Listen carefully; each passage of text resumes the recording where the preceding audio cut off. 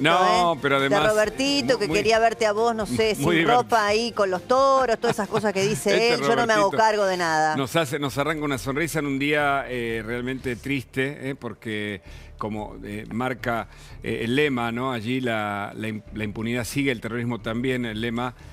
tras los 31 años pasados del atentado a la AMIA y claramente el sabor a impunidad, a injusticia y todo lo que ha derivado en causas judiciales merece, si te parece, que conversemos de paso con Alfredo Leuco, claro, que está entre nosotros siempre, y le agradecemos sí. su visita. Él ha trabajado mucho sobre este tema.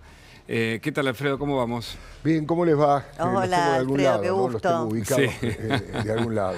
El gusto de compartir contigo. Estoy mirando aquella cámara, pero ahora sí. Ahí está. Ahora sí. No sabía cuál era la cámara. No, por supuesto, preocupado como todos los 31, pero todo cuando se cumplen 31 años, como el día de hoy, Hugo y Débora, yo la verdad que después del 7 de octubre lo resignifico al atentado a la AMIA, ¿no? Porque confirma una serie de cosas.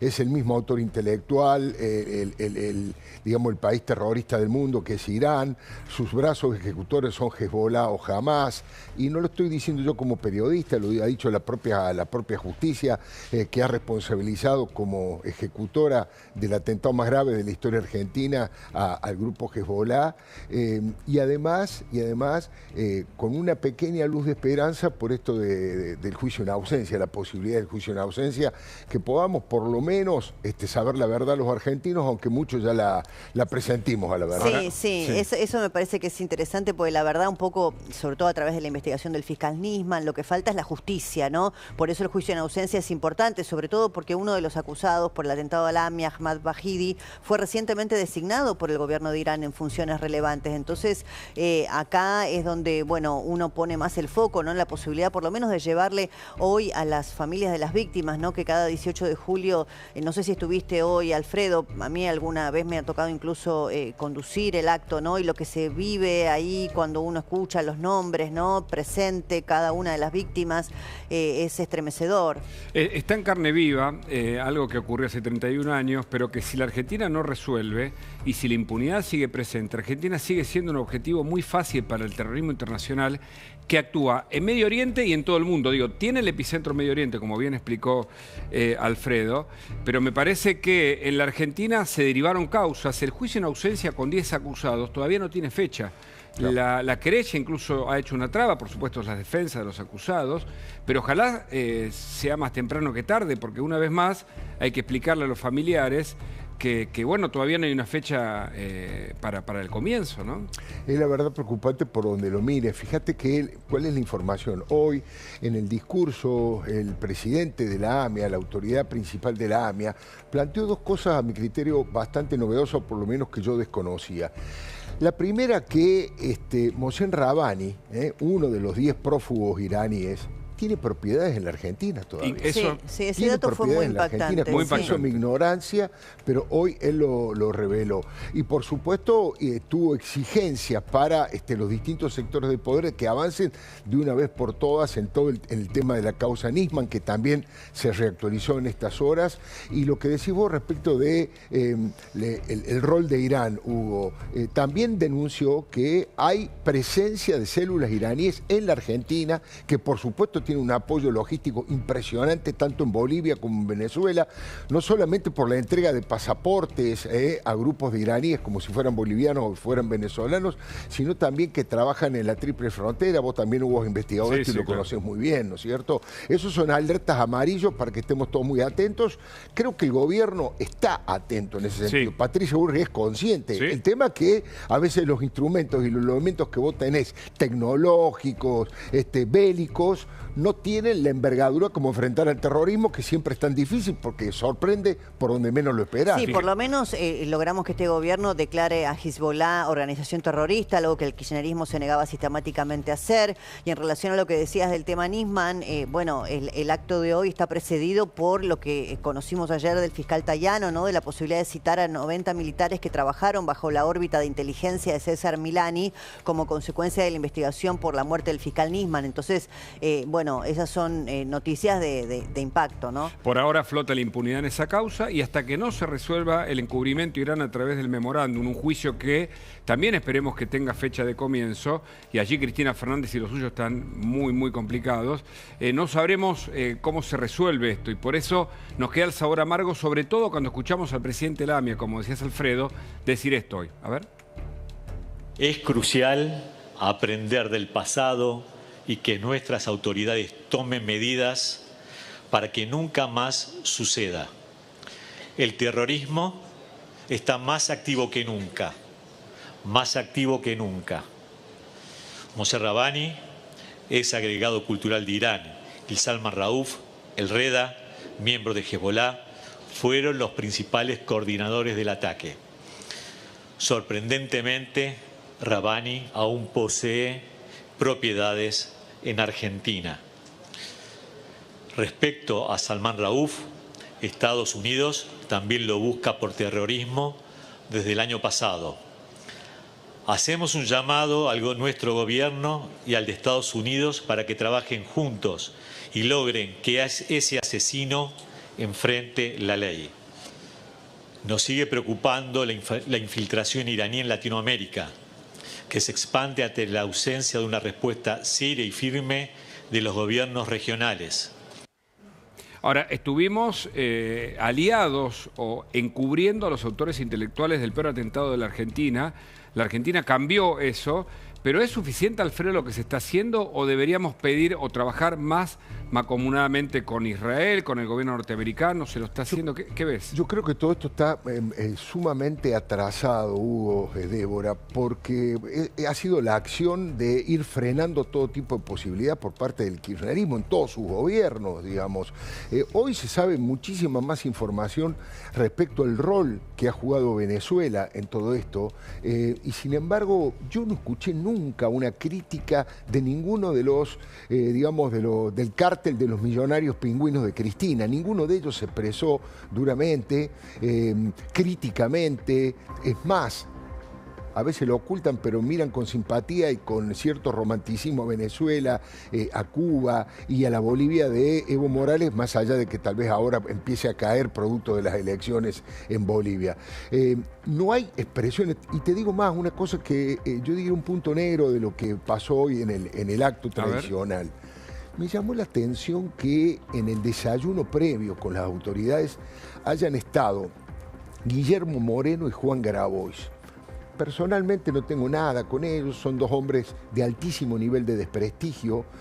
Jamás los escuché expresarse respecto de su lucha contra el terrorismo, una condena al antisemitismo. No sé, la verdad que me llamó la atención su presencia, no así la de otros diputados, legisladores y dirigentes políticos que siempre han estado presentes con este discurso, ¿no? Sí, no, la verdad que no seguí de cerca las declaraciones de Grabois en relación a lo que pasó del 7 de octubre para acá, pero me atrevería a aventurar que debe haber tenido algunas posiciones críticas, ¿no?, respecto del Estado de Israel en relación con el alineamiento que tiene la Argentina y que fue hoy reivindicado, resaltado en el acto por la AMIA. Yo te escuchaba, Alfredo, y pensaba en relación al kirchnerismo que es cierto, porque incluso en la región muchos de los acusados con alertas rojas han estado en la asunción de Daniel Ortega, en la asunción, perdón, del dictador Ortega en Nicaragua, ha estado Mohsen Rezai, uno de los que tiene cédula roja, con Daniel Capitanich allí presente, y después, bueno, todo el cambio geopolítico que ha experimentado el kirchnerismo después de la firma del pacto con Irán, porque yo he cubierto muchos años Naciones Unidas y recuerdo cómo llevaba Néstor Kirchner primero y Cristina después a muchos de los familiares del atentado a la AMIA porque pedían en la sede de la ONU por la entrega por parte de Irán para someterse a derecho como corresponde, claro, de los acusados por el atentado a la AMIA, hasta que, bueno, el cambio geopolítico hizo que ese giro fuera copernicano en relación a la firma del memorándum. Recuerdo que hace un tiempo hablé con un fiscal de Venezuela y le pregunté por qué la alianza de Chávez tan férrea con Irán, porque según el fiscal que había investigado este tema, que ahora está exiliado en Estados Unidos, porque ellos sabían que habían cometido crímenes y necesitaban un régimen que le diera la impunidad suficiente, además, para quedarse para siempre en el poder. Y ese régimen era un régimen teocrático que encontraba una alianza con el narcoterrorismo, como se sabe que tienen estas dictaduras, y que de algún modo desembarcó en la Argentina, porque el acuerdo fue eso, me parece, ¿no? Si se puede interpretar. No, y además todo lo que se investigó, producto del enriquecimiento de uranio en las distintas centrales nucleares que hizo Irán, y todo lo que se estuvo trabajando con Estados Unidos y con el Estado de Israel cuando se bombardeó las centrales nucleares iraníes, apareció mucha documentación de que, porque decían, ¿cuál es el negocio de Venezuela de asociarse a Irán? Bueno, varios negocios. Primero, los drones más importantes y más desarrollados tecnológicamente de América Latina están en Venezuela con tecnología iraní. Pero básicamente en ese momento, incluso hay hasta declaraciones de Chávez, que en ese momento dialogaba con Ahmadinejad, diciéndole, mirá, si vos necesitas material, necesitas uranio para enriquecer y para construir una bomba, necesitas tecnología nuclear, Argentina tiene que ser la que te dé la materia prima. Exactamente. Creo que Brasil también colaboró con eso. Brasil también en la época de Lula. Hubo ahí como una cosa, digamos, pública en donde Venezuela... Algunas cosas, de hecho, hubo visitas muy importantes iraníes a Venezuela, y hubo otras cosas que fueron un poco más reservadas, más clandestinas, con el Grupo Puebla, que tiene una mirada permanente de admiración por estos regímenes dictatoriales o teocráticos, donde prácticamente no hay libertad de expresión, donde prácticamente no hay libertad de ningún tipo, ¿no? Bueno, no, ni hablar, lapidan mujeres, condenan a los homosexuales, ¿no? Independientemente del tema del judaísmo o de las democracias liberales en Occidente, pero recién mencionaba Alfredo el cambio o lo que decía en ese momento Chávez o Venezuela, porque fue evidente el cambio geopolítico. Yo me acuerdo cómo cuando hablaba Mahmoud Ahmadinejad, en ese momento el presidente de Irán, en la ONU, la delegación argentina se levantaba y se iba. Claro. Hasta el momento en el que se firma el memorándum y el cambio geopolítico se evidencia. Y el que lo entendió claramente fue el juez Bonadío, que pese a que un sector de la justicia, en ese momento está, creo que Rafecas, que no convalidó lo que Nisman había denunciado, bueno, después la Cámara de Casación dio vuelta a eso, alguien insistió con la denuncia y Bonadío tenía la convicción profunda de que era una traición a la patria y lo explicaba en ese procesamiento que después no prosperó en ese aspecto de traición a la patria. Pero hoy el presidente Milei habló en ese acto, ¿no? Paula, buenas tardes. Buenas tardes, ¿cómo están? Sí, estuvo Milei y dio unas breves declaraciones cuando estaba llegando. Participó el presidente con su hermana, la secretaria general Karina Milei, y también una buena parte del gabinete. Si quieren lo escuchamos. A ver. Presidente, un mensaje esta mañana, presidente. Un mensaje para hoy. Trabajaremos para que haya justicia y no vamos a cesar hasta que la... Karina, ¿algún mensaje para...? Trabajaremos hasta que haya justicia, dijo el presidente ante los micrófonos. Horacio, en lo único que pudimos consultarle al presidente.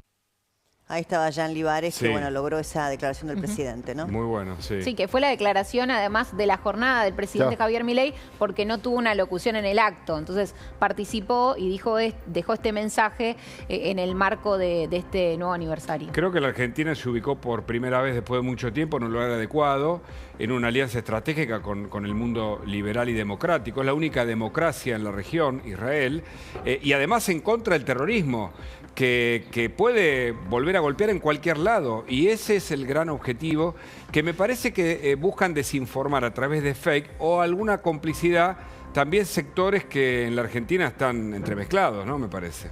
Vos sabés que estaba pensando en el rol de complicidad del kirchnerismo, no solo todo lo que estuvimos hablando, sino que ustedes saben que la ley para el juicio en ausencia, bueno, se aprobó finalmente en el Senado en febrero. ¿Cómo fue la votación? Mucha gente no se acuerda cómo fue la votación. La votación fue 46 votos a favor contra 72, digamos, para un total de senadores de 72. ¿Alguien se imagina los senadores de qué partido político votaron en contra de la ley del juicio en ausencia? Sí. Digo, ¿eran del PRO? No. ¿Eran radicales? No. ¿Eran de la Libertad Avanza? No. Eran vinculados al peronismo / kirchnerismo. Por eso me insisto con esta duda de estas dos presencias que yo les decía recién. Y bueno, y el otro tema... ¿Supiste quién los había invitado, Alfredo? Yo no sabía. ¿Supiste quiénes los habían invitado? ¿Autoridades de la comunidad? ¿Quiénes? No, la verdad que no lo sé. No participaron del acto en sí mismo. No pero estuvieron en esa reunión previa. Seguramente hubiesen sido chiflados por la gente. Claro. Dicho de paso, el presidente Milei fue bastante aplaudido. De hecho, lo nombró Mariana Fabiani cuando no se estila. Nunca se nombran a las autoridades políticas para no generar ningún tipo de división. Y Mariana Fabiani dijo, ya está con nosotros el presidente Javier Milei, y hubo un aplauso importante de parte de la gente. Pero claro, quienes participaron, tanto Grabois como Guillermo Moreno, de una especie de desayuno que se hace antes con las autoridades, sí, de algo más de intimidad, y luego se fueron, no se quedaron en el acto porque, insisto, hubiese generado problemas, sí, y algún tipo de repudio. Como dijo Alfredo, fue en el desayuno previo, eso es lo que dejaban trascender desde el entorno de Grabois, que fue convocado por Daya y Amia, y además lo difundieron, que claro, Grabois estuvo presente allí. También quería decir que el presidente de la AMIA agradeció la postura del gobierno argentino en favor de Israel, después sobre todo de aquel ataque de Hamas del 7 de octubre de 2023. Señaló que hubo distintos sectores a nivel internacional, tanto países como organizaciones internacionales, que dudaron en dónde posicionarse, mientras que el gobierno argentino tuvo una postura muy taxativa en favor de Israel. Eso fue otra de las menciones políticas de la jornada. Habló Guillermo Francos, sí, también, que estuvo presente en el acto. Vamos a escucharlo. Ojalá que esto pueda llegar finalmente a condenar a los culpables de este atentado que le costó la vida a tantos argentinos. ¿Cómo tomaron el informe que presentó en la OTAN, en la ONU, Irán, y que pone a la Argentina dentro de la alianza de agresión sionista? No le damos importancia a esas cosas. Guillermo, el presidente, ¿qué puede ratificar hoy el presidente? ¿Qué puede hablar? ¿Qué puede manifestar? Yo creo que va a sostener una posición que ya ha sostenido en el tiempo, ¿no? Y una posición muy firme de la Argentina en los derechos del pueblo de Israel a vivir en paz, y fundamentalmente también en la necesidad de que se aclare definitivamente estos dos atentados que tuvo la Argentina, esa enorme conspiración que aparentemente, según todas las pruebas que han llegado hasta aquí, realizó Irán en nuestro país, y que culminó con la muerte de tantos argentinos. Ahora, por un lado, el juicio en ausencia; por otro lado, lo que va a pasar con el memorándum de entendimiento, con el juicio en ese caso también, y la muerte de Nisman. No nos olvidemos que hay una investigación en marcha que demuestra que un sector de inteligencia argentina tuvo al menos complicidad. Recordemos que hay un procesado, que es Lago Marcino, también los custodios. Hay imputados como Sergio Berni, el ex jefe de la Federal, Román Di Santo, y otros, y el rol del Estado, y en este caso los militares, ¿no?, que van a ser citados, Débora, a declarar. Sí, bueno, ayer se conoció esta información, ¿no?, de una posibilidad que analiza el fiscal Tayano de citar por lo menos a 90 militares que trabajaban bajo la órbita de la inteligencia militar cerca del entonces jefe del ejército, César Milani. Pero recién escuchaba decir cómo se resignificaba, ¿no?, el atentado a la AMIA, en realidad este nuevo aniversario después del 7 de octubre para Alfredo, y vos, Alfredo, estás presentando un trabajo muy importante que hiciste en relación a la familia Vivas, que fue, bueno, casi como un símbolo de la barbarie, de la crueldad del 7 de octubre, ¿no? Pues es que tiene muchísimo que ver todo lo que pasó el 7 de octubre. Insisto, el mismo odio... Perdón, lo que estamos viendo, que es, por favor, contanos. Esto es una parte, se llama teaser, es como un tráiler más cortito, sobre un documental que hicimos con Mariana Bellini y con Gabriel Ventasgal, que se llama Vivas, asesinados por ser judíos. Yo fui 3 veces, la primera vez que viajé a Israel fue a cubrir la guerra por La Nación Más, y por Radio Mitre, y a mí me impactó muchísimo todo lo que vi. Llegué muy rápido, fui el primer periodista argentino que llegó al lugar, y pude visitar estos lugares de horror, con los cadáveres todavía en las distintas granjas colectivas, en los kibutzim, y me impactó fuertemente desde lo humano y desde lo periodístico la historia de la familia Vivas. Mucha gente tal vez no recuerda en especial, pero se trata de una familia con 6 víctimas, 6 secuestrados. De los 6 secuestrados, 1 solo sobrevivió.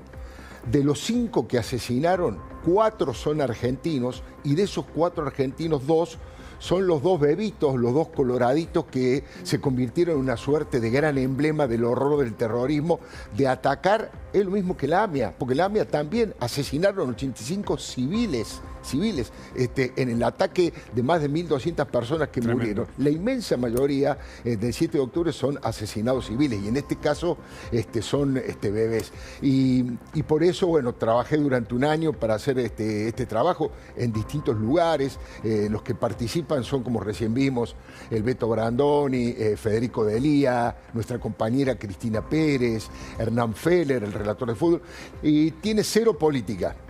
Nada de política israelí, nada de política argentina, porque quise contar el horror de lo que pasó desde lo humano, desde una familia que 4 de sus integrantes eran argentinos israelíes, y además todo esto que se dio tiene una sola mirada ideológica, que es la de Julio María Sanguinetti, el ex 2 veces presidente de Uruguay, que tiene una mirada extraordinaria, muy parecida a lo que acaba de decir Hugo Machiavelli. Él tiene un libro que se titula Israel, la última trinchera de Occidente. Y él dice, van por los valores de Occidente, por la libertad, por la división de poderes, por todo lo que tiene que ver con la posibilidad de expresión distinta y con el respeto a la diversidad sexual, con el respeto a cada uno. Y bueno, Sanguinetti tiene toda esa mirada y explica muy bien qué es Occidente y por qué dice él que si cae Israel, caen esos valores de Occidente. Y es fundamental, y uno de los que trabaja y está muy comprometido, que trabajó además en el documental, es Gabriel Ventasgal, quien está en línea y lo queremos sumar a esta conversación. Gabriel, ¿cómo vamos? ¿Qué tal, Hugo? ¿Cómo va? Bueno, tu perspectiva, ¿no?, sobre este trabajo en el que participaste, el documental sobre la familia Vivas. Yo la verdad que fui invitado por Alfredo y creo que el caso de la familia Vivas es el ejemplo más sublime, más condensado de la maldad. Todo lo que ha ocurrido se concentra en la historia de niños inocentes, una madre intentando protegerle, y es una historia muy argentina, porque la familia es muy argentina. Yo lo que te puedo decir es que cada vez que lo veo el documental, y lo hemos visto una centena de veces, me emociono, lloro y pienso que podrían haber sido mis hijos. Hay imágenes que algunos periodistas pudimos ver, tanto aquí como en Israel, que son espeluznantes. Me imagino que algunas de ellas podrán formar parte de este trabajo tan importante para entender el horror. Ahora, ¿cómo conectamos, Gabriel, lo del 7 de octubre, como lo hizo Alfredo aquí, con los 31 años del atentado a la AMIA? ¿Qué hilo uno puede tender ahí? Que es la misma maldad, los mismos objetivos. En el caso de la AMIA estamos hablando de radicales islámicos intentando atentar y vengar lo que ocurre en el Medio Oriente, pero en Sudamérica. En este caso, en el atentado del 7 de octubre, lo que intentaron hacer es enfrentarse de forma directa a los israelíes y matar a los judíos por el hecho de que no aceptan ningún Estado en ninguna frontera. Y los argumentos que invocan son argumentos religiosos. De la misma forma que el suicida que explotó el AMIA estaba convencido al hacerlo y al intentar y al asesinar, de hecho, a 85 inocentes, él estaba convencido que iba a llegar al Jannah, al paraíso, para recibir 72 vírgenes y para que 50 de sus familiares cenen en la mesa con Mahoma y que se pueda nadar en ríos de vino y de miel. Son los mismos principios. Ahora, les quería preguntar a Gabriel y también a Alfredo, ¿no? Hay como una suerte de paradoja porque cuando se produce el atentado al AMIA en la Argentina, a mi modo de ver, lo que hubo en relación a la comunidad judía insertada en nuestro país, mucha solidaridad, ¿no?, de todos, y creo que hasta se bajó un poco el velo respecto del tema del antisemitismo, que hubo, por el contrario, mayor integración, ¿no es cierto?, de la comunidad judía en la sociedad argentina. A diferencia de lo que ha ocurrido el 7 de octubre, que paradójicamente, después del horror que ustedes recién describían y que seguramente vamos a ver retratado también en el documental de Alfredo, la solidaridad no ha sido lo que primó, sino el crecimiento del antisemitismo. No sé si ustedes ven algún paralelismo entre estas dos situaciones. Gabriel tiene una mirada realmente interesantísima sobre este tema, ¿no?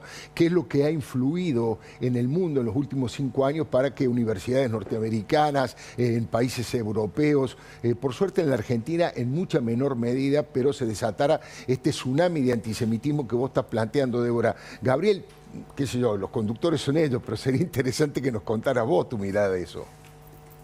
Mira, lamentablemente 2000 años de antisemitismos no se han curado. Y el antisemitismo es un fenómeno que, por un lado, invoca argumentos para que la persona que es antisemita no se sienta una basura. Entonces, cuando lo más de moda es la religión, los argumentos antisemitas están basados en argumentos religiosos. Y cuando lo más importante es la raza, entonces los argumentos son raciales. Y cuando lo más importante son la defensa de los derechos humanos, entonces el antisemita te decora su antisemitismo con argumentos de derechos humanos. Lo importante es que el antisemita piensa que el judío no tiene derecho a defenderse. O sea, si el judío es asesinado como en la AMIA, nos solidarizamos con él. Pero si se atreve a defenderse y a protegerse, entonces ya no nos cae tan simpáticos. Y además ocurre que, lamentablemente, las personas que muchas veces fomentan hoy este antisemitismo, que suelen venir de la extrema izquierda, o bien desde ciertos medios de comunicación, o bien desde la inmigración musulmana en Europa, consideran que el mundo está dividido en dos. Está dividido entre buenos y malos totales, y los buenos son: todas las mujeres son buenas, todas las personas de color son buenas, todas las personas LGTB+ son buenas, todas las personas pobres son buenas, los palestinos son siempre víctimas. Y los malos son: si tú eres un hombre heterosexual blanco, eres casi el demonio. Entonces nosotros, los que nos consideramos víctimas, nos solidarizamos en forma incondicional con los palestinos, no importa lo que hagan. Entonces, ese tipo de pensamiento que se llama la interseccionalidad es especialmente no intelectual. Y permite y hace que personas que supuestamente son defensores de derechos humanos levanten las banderas de Irán y de Hamás, cosa que es totalmente ridículo. Pero ¿sabes qué? ¿Querés hablar sobre la AMIA? Alfredo Leuco dice muchas veces, él tuvo 2 shocks emocionales muy importantes. Uno es pero el primero fue el atentado a la AMIA. Sin duda. En aquel 94, tras el 92, ¿no? Sin duda, por supuesto. Suelo contar una cosa personal que tal vez eso le represente a algunas personas. Yo no he sido un observante, un judío que fuera al templo, solo en algunas ocasiones para acompañar a mis padres. Pero cuando fue el atentado a la AMIA, yo estaba trabajando, era subdirector de la revista Gente, y cubrí todo ese proceso de cerca, el atentado a la AMIA. Y bueno, tuve la posibilidad, o pensé en la posibilidad de retomar mi apellido completo, que es Leukovich. Leuco es un seudónimo que usé periodísticamente por distintos motivos al principio de mi carrera. Bueno, después amigos muy cercanos, como Jorge Fernández Díaz, como el Jorge Lanata, me dijeron que era contraproducente que yo empezara de nuevo con otro nombre en la carrera, que tomara posición, que investigara, que contara lo más aproximado a la verdad que podemos contar los periodistas, pero que no modificara mi nombre. Eso fue un sacudón muy fuerte que me hizo recuperar algunos valores y algunos sentimientos del judaísmo. Y bueno, el 7 de octubre ya directamente me hizo zambullir de lleno en esto y me ha cambiado incluso algunas prioridades desde el punto de vista profesional y personal. Ahora, algunos dicen que tras la Shoah, que nosotros conocemos como Holocausto, no hubo nada similar al 7 de octubre. Bueno, son dos. Vos fíjate la cantidad de coincidencia que hay entre la AMIA y Gaza. De Pasteur a Gaza, de la calle Pasteur a Niroz o a Be'eri, que son los kibutzim que fueron más atacados. Primero, que son los mismos ejecutores efectivos, ¿no es cierto? Los grupos terroristas, los proxy de Irán, ordenados, armados y financiados por el Estado terrorista de Irán. Segundo, el ataque y el asesinato de civiles desarmados y de civiles que fueron absolutamente sorprendidos. Y tercero, el ataque del 7 de octubre fue el mayor asesinato de judíos desde el Holocausto, desde Adolf Hitler, y este atentado de la AMIA, que se cumple en 31 años, fue el atentado terrorista más importante de la historia argentina. Nunca en la Argentina mataron 85 personas en un minuto o en un segundo, como es el accionar de una bomba, ¿no? Sí, me acuerdo una de las notas que hiciste, Alfredo, cuando estuviste en la cobertura después del 7 de octubre en Israel, que fue, creo que era un profesor, vos lo recordarás mejor, que decía decía que casi era, bueno, impronunciable, ¿no? Cualquier comparación de cualquier otro fenómeno vinculado con la Shoah, porque nada era equiparable y todo era banalizar aquello. Sin embargo, el 7 de octubre sí podía hacerlo, ¿no? O sea que te estás refiriendo a tal vez el mayor pedagogo que hay del Holocausto en habla hispana, que es Mario Sinai.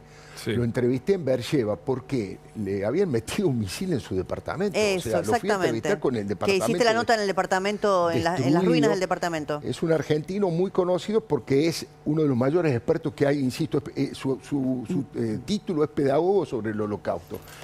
Y él siempre batalló, y acá también la AMIA, la DAIA, para no banalizar el tema del Holocausto, que no cualquier cosa es nazismo. Si hay gente que está peleando y asesinan a alguien, no se los puede llamar livianamente nazis u holocausto. No vaciar el contenido del Holocausto. Era su pensamiento ideológico, que era bastante razonable. Y yo le hice esa pregunta, insisto, en el medio del techo de su casa destruido, de tantas cosas que perdió, de su hija que se fue a vivir al exterior por miedo y después ya volvió a Beersheba. Y él me dijo de la definición, yo le dije, ¿y esto sí se puede comparar con el Holocausto? Y él me dijo una definición que yo le he adoptado, que dijo, ese fue un día de Holocausto. El 7 de octubre fue un día de Holocausto y me parece que es una definición precisa.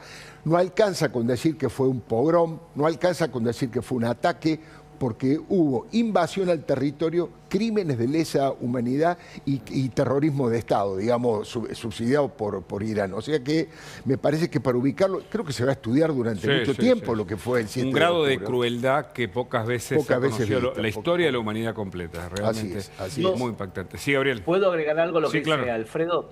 Miren, yo estoy convencido que tanto Hamas como los nazis tienen la misma ideología. Sí. De hecho, el mufti de Jerusalén, el líder que hoy sería el líder del Hamas, el líder palestino, era un socio de Adolf Hitler y incluso planificaron asesinar a judíos poniendo cámaras de gas en Emek Dotan y contaminar todas las aguas de Tel Aviv. O sea, estamos hablando de una alianza que es bastante conocida. O sea que los dos tienen la misma ideología. ¿Saben cuál es la diferencia? Que Hamas tuvo 12 horas para ejecutar lo que ellos pensaban ideológicamente y fíjense lo que hicieron. Los nazis tuvieron 5 años. Claro. Entonces la diferencia entre los dos no es las intenciones, sino es las capacidades que tuvieron, la diferencia de tiempo. Uno en un día asesinó 1200, hagan la cuenta entonces lo que hubiesen provocado 5 años de mano libre para asesinar. Impresionante, da terror pensarlo nada más. Gabriel, muchas gracias por este contacto. Abrazo a los tres. Gracias, Alfredo. Muchas gracias, un gusto, Débora y Hugo. Gracias, para Débora. Mí también. Me quedo viéndolos, por favor. Bueno, muchas gracias. Bueno, hablamos de economía, Leandro Gavín, buenas tardes. ¿Cómo andas, Hugo? ¿Todo bien? Muy bien, contanos. Bueno,